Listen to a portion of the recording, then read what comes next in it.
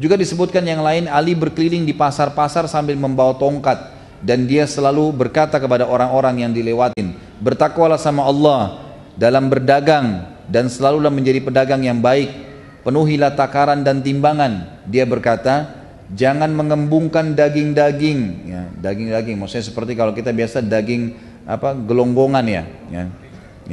Itu biasanya di Idul Adha di sini dilakukan di Indonesia ya. Jadi sengaja sapinya diminumkan banyak sehingga kelihatan gemuk, dan kalau ditimbang jadi berat. Ini sudah terjadi di zaman dulu, mereka lakukan. Dan itu nanti kalau disembelih ternyata airnya banyak tumpah. Ali radhiyallahu anhu sudah mengingatkan, setiap hari Ali di zaman khilafahnya keluar di pasar tanpa ada pendamping, membawa tongkatnya sambil mengingatkan orang, mengatakan hati-hatilah, jujurlah, amanahlah, terus begitu, dan jangan sama sekali mengembungkan daging ya, hewan yang masih hidup. Suatu hari juga Ali pernah keluar dengan 2 helai kain. Dia menggunakan salah satunya sebagai sarung, sedangkan yang lainnya sebagai baju. Dia menjulurkan salah satu kain tersebut dan mengangkat sisi yang lainnya. Lalu dia berkata, aku memakai 2 kain ini karena keduanya lebih menjauhkanku dari kesombongan, lebih baik untukku dalam sholatku, dan merupakan sunnah bagi orang mukmin. Artinya beliau tidak mengkhususkan pakaian kerajaan. Umar bin Abdul Aziz yang terkenal seorang khalifah yang masyhur di Umayyah berkata, orang yang paling zuhud terhadap dunia adalah Ali bin Abi Thalib radhiyallahu anhu. Dan banyak sekali pendapat-pendapat ulama berhubungan dengan masalah ini. Kita masuk dalam itu kezuhudan, kita masuk ke masalah keadilan beliau radhiyallahu anhu. Ali bin Abi Thalib sangat adil di dalam kepemimpinannya. Di antara yang disebutkan keadilannya, Ali bin Abi Thalib berkata di atas mimbar di hari Jumat, wahai para pemimpin, sesungguhnya rakyat kalian mempunyai hak-hak, mendapatkan hukum dengan adil dan mendapatkan pembagian yang sama rata. Tidak ada kebaikan yang paling Allah cintai melebihi kepemimpinan seorang pemimpin yang adil. Lalu kemudian beliau praktekin, turun dari mimbar, lalu beliau yang paling pertama datang ke Baitul Mal. Setiap ada masuk pendapatan dibagi kepada orang. Setiap kali ditemukan ada orang yang butuh bantuan di pasar, beliau membantunya. Dan beliau pernah naik ke atas mimbar sambil berkata di khutbah Jumat, wahai manusia, demi zat yang tidak ada ilah yang berhak disembah kecuali dia, aku tidak mengambil apapun dari harta kalian, baik sedikit maupun banyak, nggak ada, sama sekali saya tidak akan ambil apa-apa dari kalian. Lalu dia mengeluarkan botol kecil, kalau kayak kita sekarang botol kecil biasa diisi minyak wangi, yang berisi minyak wangi dari lengan bajunya. Ali lalu berkata, botol kecil ini di khutbah Jumat diangkat khalifah, botol kecil ini adalah hadiah dari Dihgan. Dihgan ini istilah bagi orang di Persia yang biasa ngumpul-ngumpulin pajak apa segala, tapi orang non muslim gitu. Ini saya dikasih karena dianggap saya raja kalian, dikasih minyak wangi botol kecil ini. Lalu Ali mendatangi Baitul Mal, turun dari khutbah Jumat habis sholat, datangin Baitul Mal, lalu botol itu dikasih kepada penjaga Baitul Mal. Dia tidak ambil sama sekali, gitu kan. Jadi dia membuka transparansi walaupun botol minyak wangi yang kecil. Di sini kita bisa lihat bagaimana keadilan Ali radhiyallahu anhu. Seorang Yahudi masuk Islam di tangan Ali disebabkan karena keadilannya. Satu hari disebutkan dalam riwayat, Ali sempat jalan-jalan di pemukiman orang Yahudi. Kemudian ditemukanlah di depan pintu rumah orang Yahudi itu ada baju yang sedang dijemur, dan salah satunya adalah baju perang. Maka Ali pun mengetuk rumah Yahudi tersebut sambil berkata, wahai Yahudi, ini baju perangnya siapa? Ya, di depan itu kata Yahudi, Amir Mukminin, waktu itu jadi khalifah ya, jelas di rumah saya berarti punya saya. Lalu kata Ali, tapi kayaknya punya saya, buktinya 1, 2, 3, 4, 5, ada bukti-buktinya. Kata Yahudi, ya, seperti saya bilang Amir Mukminin, di rumah saya berarti punya saya. Ada 3 kejadian dalam kisah ini yang membuat Yahudi ini akhirnya syahadat. Dan perlu anda tahu, Yahudi ini sulit sekali syahadat ya, susah sekali. Kata Nabi SAW dalam hadis sahih riwayat Bukhari, kalau seandainya ada 12 orang saja Yahudi yang beriman pada risalahku semasa Nabi hidup, 12 orang saja, seluruh Yahudi akan beriman. Saking sulitnya, ya, di bawah 10 orang saja yang sempat mengucapkan syahadat pada satu. Bahkan ulama menghitung 3-4 orang saja yang sempat masuk Islam dari orang-orang Yahudi ini. Seorang Yahudi masuk Islam di tangan Ali karena keadilannya pada saat memimpin. Waktu itu Ali, ada 3 kejadian ya, setelah dialog sama Yahudi ini yang membuat Yahudi ini masuk Islam. Yang pertama adalah Yahudi ini kaget waktu Ali bilang, ini baju siapa? Dia bilang baju saya, di rumah saya, jelas punya saya. Ali tunjukkan buktinya, dan ini dialog antara raja muslim dengan masyarakat biasa kafir. Sudah masyarakat biasa kafir, artinya kalau raja dia mau diambil saja, gitu kan? Tapi ini enggak. Maka kejadian pertama yang buat Yahudi ini syahadat, dia bilang, tiba-tiba Amir Mukminin Ali mengajak saya ke pengadilan. Ayo kita ke pengadilan kalau begitu. Jadi bukan Ali ambil langsung, kata si Yahudi ini yang menukar riwayat kepada kita. Dia mengatakan kalau seandainya ini raja Yahudi, udah diambil secara paksa. Tapi karena ini Muslim dia tidak ambil. Maka saya kaget atau Amir Mukminin mengajak saya ke pengadilan. Maka jalanlah saya bersama Ali. Nggak ada pengawal, nggak ada siapa, jalan Amir Mukminin raja Muslim, jalan kaki, nggak pakai kendaraan bersama dengan orang Yahudi ke pengadilan. Kejadian kedua yang membuat Yahudi ini masuk Islam adalah pada saat masuk ke dalam ruangan pengadilan. Waktu itu kebetulan hakimnya seseorang yang bernama Shuraih yang ditunjuk oleh Ali menjadi hakim. Ali yang tentuin gajinya, Ali yang tentukan juga jabatannya. Waktu Ali masuk, kata Yahudi ini, waktu Amir Mukminin masuk ke pengadilan dan dia berikan salam, anehnya tidak satu pun dari umat Islam ada yang berdiri dan salaman sama Ali, nggak ada, gitu kan? Apa sebabnya? Karena ternyata mereka sudah biasa salaman sama Ali tiap hari, nggak ada sesuatu yang istimewa. Mereka kalau mau temui Ali, Ali ada di pasar, ada di rumahnya, kapan saja diketuk bisa ditemuin. Nggak ada sekretaris, nggak ada janji, nggak ada segala macam-macam rumit, nggak ada. Tiap hari. Jadi mereka nggak anggap Ali itu bertemu salaman khusus adalah istimewa, biasa saja. Maka pada saat Ali radhiyallahu anhu salam, waktu salam pada saat itu, maka semuanya jawab, tapi kata Yahudi ini tidak ada satupun yang berdiri salaman sama Amir Mukminin. Dan yang luar biasa, Shuraih si hakim sempat bilang, silakan wahai Amir Mukminin, silakan apa? Antri. Di pengadilan ini lagi banyak orang dihakimin, silakan antri. Kata Yahudi ini, Amir Mukminin pun pergi ke belakang saf pengadilan dan tunggu antri, nggak marah, nggak tersinggung, nggak apa-apa. Biasa saya kayak tidak ada apa-apa. Ini kejadian kedua yang membuat dia kagum.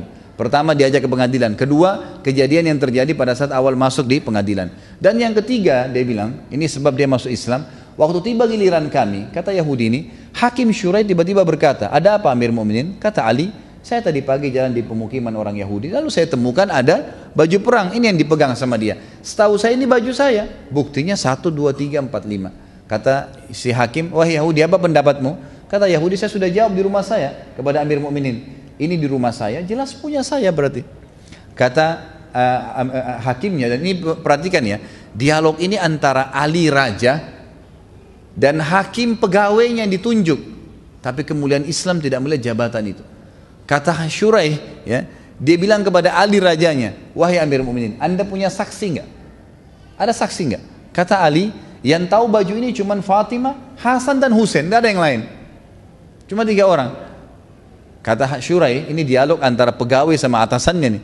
Apa yang kata si Shuraih? Anda tahu wahai Amir Mukminin, dalam Islam anak nggak boleh jadi saksi buat orang tua. Orang tua nggak boleh saksi buat anak, nggak bisa. Berarti Hasan dan Husain sudah batal, tinggal Fatimah. Dan Anda tahu dalam Islam saksi harus 2 orang laki-laki yang terpercaya. Kalau 1 laki-laki nggak ada, diganti dengan berapa perempuan? 2 perempuan 1 laki-laki, berarti butuh 4 perempuan. Anda punya 1 orang, Fatimah. Ada 3 orang lagi nggak? Kata Ali nggak ada. Cuma itu saja. Kata Yahudi ini, tiba-tiba saya kaget. Ini yang membuat dia masuk Islam yang ketiga, kejadian ketiga. Dia bilang tiba-tiba Hakim Shuraih menghadap ke arah kami dan mengambil keputusan berkata dengan tegas, wahai Amir Mukminin, kalau begitu saya putuskan baju perang ini punyanya Yahudi. Dan yang luar biasanya, kata Ali, baiklah. Shuraih tutup dengan kafaratul majlis, turun dari mejanya, salaman sama Ali, baru salaman sekarang, keluar sama-sama dari pengadilan kayak tidak ada apa-apa. Yahudi ini menghadap ke sana, dia bingung kejadian ini. Dia bilang, sebentar Amir Mukminin, sebentar wahai hakim, apakah pengadilan sudah selesai? Ali yang jawab, sudah wahai Yahudi, walaupun saya yakin itu baju perang saya. Tapi nggak ada saksi. Agama saya mengajarkan seperti itu. Lalu Shuraih juga bilang, sudah seperti saya putuskan, sudah selesai. Yahudi nggak percaya. Dia bilang lagi, apakah baju perang ini jadi milik saya sekarang? Kata Ali, iya. Kata Shuraih, iya. Apa kata Yahudi? Demi Allah wahai Amir Mukminin, ini baju perang Anda yang 2 hari lalu saya curi. Gitu kan? Lalu dia syahadat, asyhadu an la ilaha illallah wa anna Muhammad Rasulullah. Dia syahadat gara-gara perilakunya Ali dan keadilannya. Dan ini salah satu riwayat yang sangat menarik diangkat pada saat Ali radhiyallahu anhu menjadi khalifah. Dan ini luar biasa, gitu kan? Ini luar biasa. Kemudian tentu masih ada yang lain, seperti tadi saya katakan beliau jalan di pasar dan segalanya. Disebutkan bahwasanya Ali radhiyallahu anhu dalam riwayat ini dinukil oleh Abu Nuaim dalam Al-Hilyah dan Ibnu Abi Syaibah dalam Musannafnya dengan sanad yang sahih. Ali bin Alqam dari ayahnya dia berkata, aku melihat Ali menjual sebilah pedang di pasar. Di zaman khilafah ya, beliau bawa pedangnya, beliau jual di pasar. Khalifah jual pedang di pasar. Dia berkata, siapa yang mau membeli pedang ini dari aku? Demi zat yang menumbuhkan biji-bijian, aku sering menggunakan untuk membela wajah Nabi SAW. Ini pedang yang aku pakai membela Nabi SAW. Seandainya aku mempunyai uang seharga sehelai kain sarung, niscaya aku tidak menjualnya. Aku tidak menjualnya. Artinya beliau betul-betul memang hidup seperti masyarakat biasa. Dan kepemimpinan kerajaan itu khilafah bukan ajang untuk mengumpulkan harta. Dia tahu itu adalah amanah yang harus dijalankan. Seperti itu gambarannya. Ali juga adalah orang yang memang sangat hakim, sangat bijaksana dalam keadilan ini ya. Dan itu diakui oleh banyak sahabat. Di antaranya Umar bin Khattab berkata, yang paling mahir dalam menerapkan hukum di antara kami adalah Ali. Ini Umar bin Khattab menyampaikan masalah itu.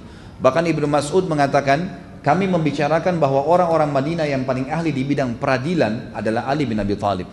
Ini semua pengakuan para sahabat ridwanullah alaihim. Dan Ali pernah berkata, Rasulullah SAW mengutusku ke negeri Yaman, dan aku berkata, aku adalah orang yang paling muda ya Rasulullah, bagaimana aku bisa mendakwahi mereka? Lalu Nabi SAW mengatakan kepada beliau, Inna Allah sayahdi qalbak wa yuthabbitu lisanak, fa idha jalasa baina yadayka al-khasmani fala taqdiyani hatta tasma'a min al-akhar kama sami'ta min al-awwal, fa innahu ahra an yatabayyana laka al-qadha.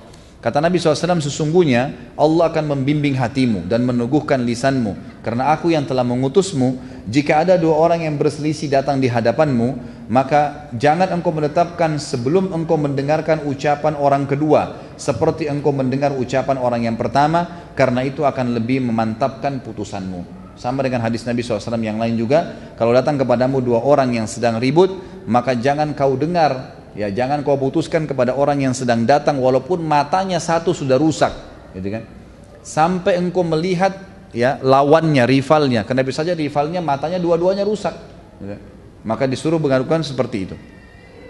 Umar juga radhiyallahu anhu berkata dari Abu Sa'id al-Khudri, beliau berkata, atau beliau pernah bertanya kepada Ali tentang sesuatu, lalu Ali menjawab, maka Umar berkata, aku berlindung kepada Allah dari kehidupan di tengah suatu kaum yang tidak ada Abu Hasan di antara mereka. Maksudnya Ali radhiyallahu anhu. Dan banyak sekali riwayat-riwayat yang menyebutkan hal-hal yang seperti ini, yang menyebutkan tentang masalah bagaimana keadilan beliau. Kemudian kedermawan, beliau sangat dermawan dan murah hati radhiyallahu anhu. Disebutkan di dalam sebuah riwayat yang sahih, dan riwayat ini dinukil disebutkan dalam Ar-Riyadun An-Nadhirah oleh At-Tabari, dan ini juga dinukil riwayat dari para tabi'in dan dengan sanad yang sahih. Dikatakan Ali radhiyallahu anhu tidak wafat kecuali memiliki uang 100.000, Allahu alam dirham atau dinar pada saat wafat, tapi Ali memiliki utang 70.000. Lalu ditanyakanlah kepada anaknya Hasan, kenapa kok bisa utangnya sebesar itu? Harta sudah ada, tapi kenapa kok bisa, waktu beliau meninggal kenapa kok bisa utangnya lebih mendekati hampir seluruh harta? Kata dinukil bahwasanya Ali radhiyallahu anhu semasa hidup sering kedatangan ipar-iparnya, kenalan-kenalannya, dan juga kerabat-kerabatnya. Maka beliau tidak pernah membiarkan mereka pergi kecuali sudah diberikan sesuatu. Artinya diberikan harta kepada mereka. Kemudian juga disebutkan Ali radhiyallahu anhu pernah keluar satu waktu, kemudian menuju ke rumahnya satu waktu, lalu Fatimah berkata, wahai Ali, kami tidak punya makanan lagi, kecuali uang 3 dirham ini. Maka diberikanlah uang tersebut kepada Ali. Ali pun menuju ke pasar ingin membeli makanan. Di tengah pasar dia bertemu dengan satu orang fakir miskin yang berkata setelah salam, wahai ayahnya Hasan, saya sudah 3 hari nggak makan dengan anak istri saya. Bisakah engkau membantuku? Ali waktu itu pegang uang cuma 3 dirham, tidak ada lagi yang lain. Maka dengan keyakinan kepada Allah dia mengatakan, tidak mungkin saya membantu orang susah ini kemudian Allah membuat saya dan keluarga saya mati kelaparan, karena saya belum makan hari ini saja sementara orang ini sudah 3 hari nggak makan. Maka dia pun dengan keyakinan memberikan semua 3 dirham itu. Setelah itu dia pulang ke rumahnya, kata Fatimah, mana makanannya? Kata Ali, tadi ada orang begini ceritanya, maka saya berikan. Fatimah pun menangis mengatakan, lalu kita makan apa? Kata Ali, jangan kau khawatir ya Fatimah, Allah tidak akan membiarkan kita mati kelaparan karena membantu orang. Saya akan ke rumah ayahmu Rasulullah SAW, mungkin beliau punya makanan. Maka keluarlah Ali radhiyallahu anhu menuju ke rumah Nabi SAW, dan ini saksi bahasan kita. Pada saat itu bertemulah Ali dengan seorang Ansar yang membawa unta betina merah dengan tangannya. Setelah memberikan salam kepada Ali, Kemudian ngobrol-ngobrol lalu dia berkata, wahai ayahnya Hasan, saya punya unta yang bagus, apa anda ingin beli? Waktu itu kebetulan unta yang seperti ini harganya di pasar standar cepat laku 40 dirham. Kata Ali, baiklah, tapi saya nggak ada duit. Kata orang itu, anda boleh bayar kapan saja. Lalu kata Ali, berapa engkau mau jual? Dia bilang, saya jual 20 dirham. Udah bayarnya kapan saja ada uang, kemudian setengah harga pasar gitu kan. Lalu Ali pun mengambil. Baru saja jalan berapa langkah ingin ke rumah Nabi SAW, ada orang Ansar yang kedua datang, yang kenal orang Ansar pertama, lalu berkata kepada Ali setelah salam, wahai ayahnya Hasan, saya lihat kamu punya unta yang bagus, apa kau mau jual? Kata Ali, iya. Lalu orang itu berkata, berapa? Kata Ali, 40 dirham, harga standar pasar. Orang itu nggak nawar, nggak apa, langsung dikasih di tangannya. Kemudian Ali sempat mengejar pemilik unta yang pertama, dikasih 20 dirham uang untanya, lalu 20 dirham dibawa pulang ke rumahnya. Jadi di sini kita lihat bagaimana Ali radhiyallahu anhu sangat dermawan, ya, sangat dermawan yang luar biasa. Kemudian Ali radhiyallahu anhu juga disebutkan di sini, ya, memiliki kata-kata emas yang sering dijadikan sebagai rujukan, dan ini cukup banyak disebutkan, tapi saya akan sebutkan mungkin beberapanya, ya.